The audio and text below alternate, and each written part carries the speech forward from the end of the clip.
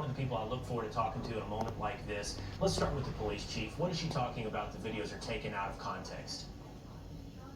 Well, I think that she's just capitulating or trying to save face with the black community, because there is no context that is worth a person getting knocked unconscious and people stomping an individual in the middle of the street.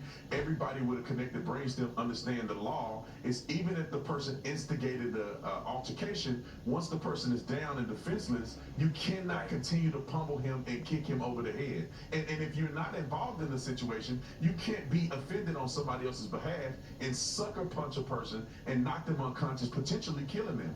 There is no context to that. And I think that if you look at it, if the roles were reversed and this was a bunch of white people stomping out black people and knocking them unconscious, you would never hear the police chief even utter the words that there's more context to it.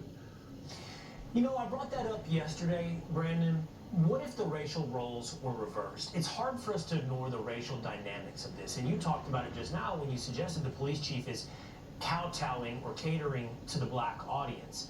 So what am I supposed to take away from this? Here you have two white victims, a mob of I don't know how many black individuals beating these people senseless far after, as you point out, there's any legitimate fight. So what am I supposed to do with all this, Brandon? Well, you got to look at it for what it really is. A lot of people are afraid to say it, but this is racism, and this is racism visibly from the black community.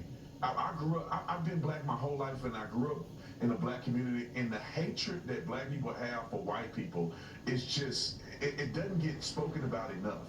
That's why when you see situations like this, where clearly not everybody's family members, and they're just beating the brakes off of these white people, it's this built up, pent up anger and hatred towards white people. And therefore, you say anything to a black person and you're white, it's taken in an offensive way, and therefore they feel they're justified to beat them to death.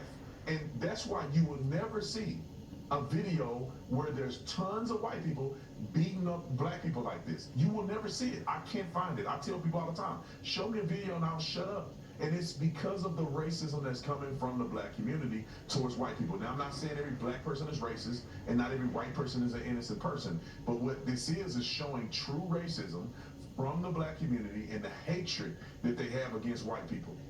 Why?